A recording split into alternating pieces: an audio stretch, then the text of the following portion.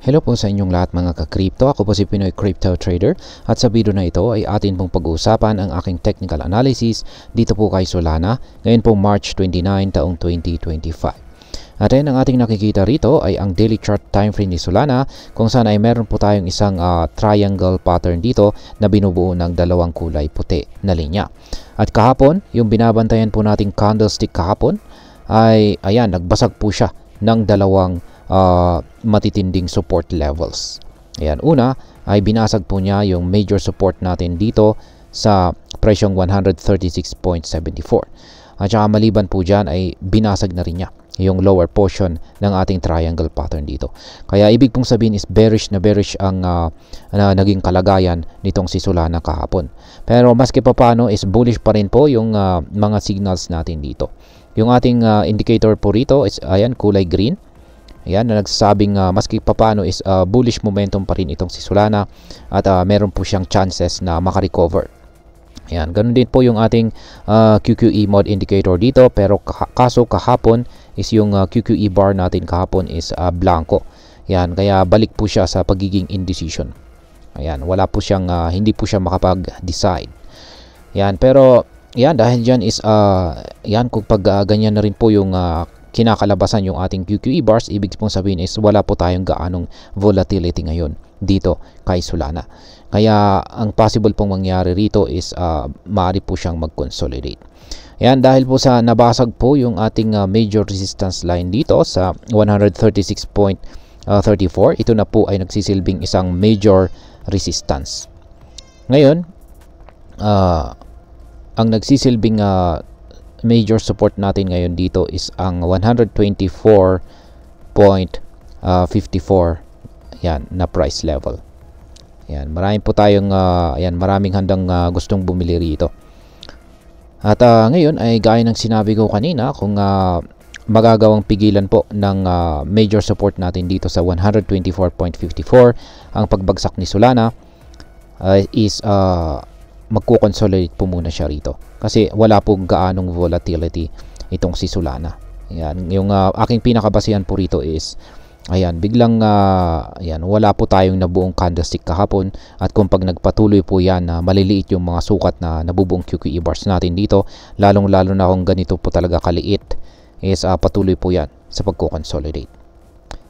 Ngayon is masasabi ko lamang po na muling magpapatuloy sa pag-angat sa presyo itong si Solana kung magagawa niyang makabalik dito sa ibabaw ng ating major resistance dito sa 136.74. Yan, pero bago po niya akyatin yan ay meron po tayong minor resistance dito sa 145.06 bago niya akyatin ang 150.13. Ayan. Ngayon isintayin po muna natin bago po natin tanggalin yung ating pattern dito, triangle pattern dito is maaari pa rin natin itong magamit. Malay natin baka biglang lumakas po ang bearish momentum.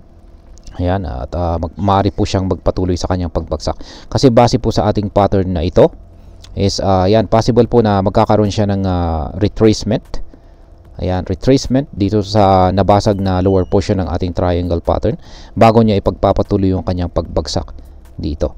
Ayan, base po sa pattern natin dito is possible po na babagsak siya hanggang dito sa 115.94. At yan po ang posibleng magiging galaw ni Solana kung lumakas ang bearish momentum. Yan, provided na lumakas ang bearish momentum natin. Yan po ang mangyayari kung sakaling nagkulay red yung Halstead indicator natin dito at maging yung ating mga QQE bars dito. Pero habang ganito po yung nakikita natin, ayan, na hindi sang-ayon ang ating mga indicators, mas mataas ang chances na magko-consolidate itong si Solana dito. Ayan, so 4-hour chart time frame is mas kita po natin yung price action dito sa ating pattern dito. Ayan. Kung nag-futures trading po tayo or derivatives is ayan, meron po tayong malinis na entry dito. Ayan, yung candlestick natin dito. Ayan, na nabuo dito noong ayan, March 25. Ayan, malinis yung breakout natin. Ayan, nung nabuo yung ating confirmation breakout na candlestick dito, ayan, nung nabuo po yan is yan, dito na po tayo nag-enter. Yan, nag-entry. Yan ay nag-futures trading po tayo. Siyempre, target po natin is yan para sa safe profit taking is siyempre dito sa ibabaw. Ayan, dito sa ibabaw ng major support natin. Nandito po yan. Ayan. Kasi medyo pwede rin dito. Pwede na rin dito sa mismong saktong major support natin. Pero for safe profit taking ay mas maganda po talaga kung pag dito sa ibabaw. Yan. Pero wag po tayong mag-alala kasi bearish po yung momentum ni Solana dito sa ating 4-hour chart time frame. Ayan.